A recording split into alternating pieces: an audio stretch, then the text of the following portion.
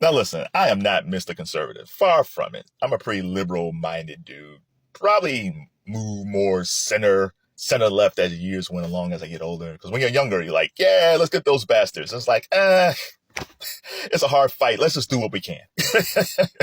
But, you know, the stuff that's going on after Hurricane Helene is just devastating. You know, this is a tweet from a while ago.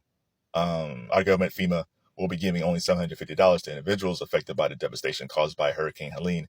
Meanwhile, there's billions to overseas countries.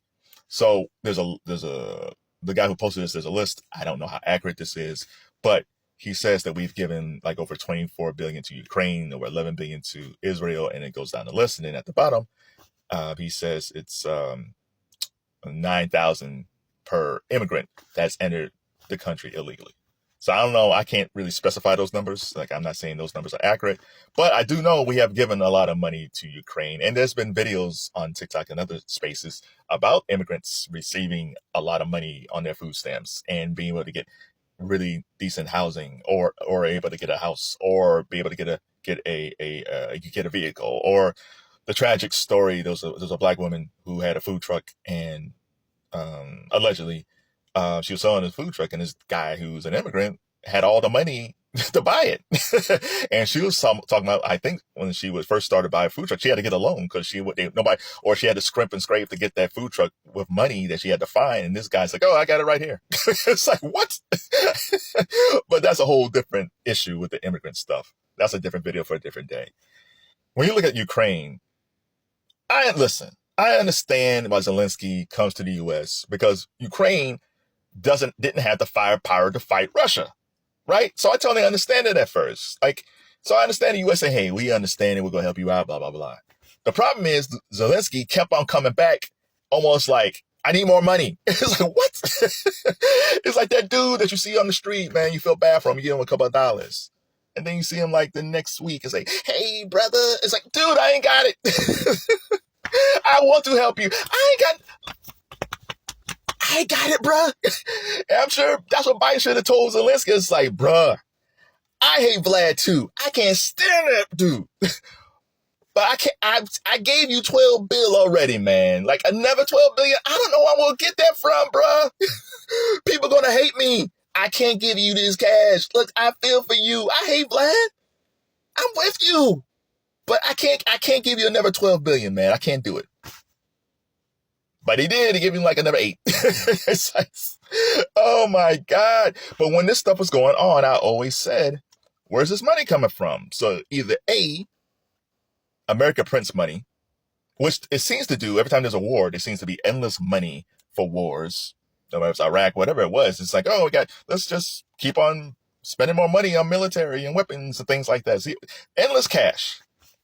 So A, our country always prints money when it wants to, or B, they're taken out of different funds, like FEMA. Now, the FEMA director said they're basically tapped out. And I was like, well, how did that happen? Because this year, there's been storms and things like that that's been kind of devastating. But this isn't one of those years where we've had a ton of tornadoes and a ton of hurricanes, where there's been some years where it's almost like constant hurricanes just wiping out cities, or tornadoes early in the year that's wiping out cities. We didn't have that too much this year. There's been some tragedies, yeah, but not enough for the FEMA director saying like, we're tapped out. How are you tapped out? Where's the money? Is it the immigration thing that they're stealing? They're taking out for FEMA? Is it Ukraine? Is it Israel? Like what? Where is this money coming from? And now you got these poor people in these cities devastated by this hurricane. Towns wiped out. Homes, even if the town isn't wiped out, homes destroyed. People misplaced. And you're saying like, oh, okay, we're going to give y'all $750. Now, if they said, we'll give you every family gets $750 for the next 6 months, or until you get yourself back on your feet, or you get some decent housing. I think that would be better. Still not a lot of money, but $750 is better than just plain $750. Like, what can you do with that? Okay, let's say that you were caught in a hurricane and your lights were out, but your house is still intact, but your food was destroyed. Okay, $750, even if you got a family of four, it's not a lot, but it can help with groceries. So in that ways, it's good. But if you had a home that was totally destroyed, and you have a family of four, a family of three, and you can't work because maybe your business got destroyed as well, what are you supposed to do with that? Like, if you stay at a motel, those costs, even if it's a cheap motel, those costs add up over time. If you got a family of four and everything was washed away and you have no clothes, you have to buy clothes. How far can that go? If you got little kids or toddlers or babies, you might be able to play around with it. But if you got teenagers, what are you going to do? Like, you can go to the Salvation Army and Goodwill and places like that. That's fine. But if the whole family of 3, 4, 5 have to get some clothes, even if the clothes is like $1, $2, $3, because I'm sure they give, or maybe luckily they're giving away, but still that adds up after a while. You still got to get food. So if you don't have a house, you don't have a refrigerator, that means you have to eat out. And, they cut back on the prices on McDonald's and Burger King, all these places. That adds up after a while. $750 does not go far. And see, this is where the Biden administration messed up. Because a lot of people I notice now, since Kamala is running this, they're blaming her for this. Like, listen, she's the VP. Joe is still in charge. Like, Kamala is still the VP. So, I jump on Kamala on a lot of different things, but I'm not gonna get on her for this. But I will say this is where they messed up.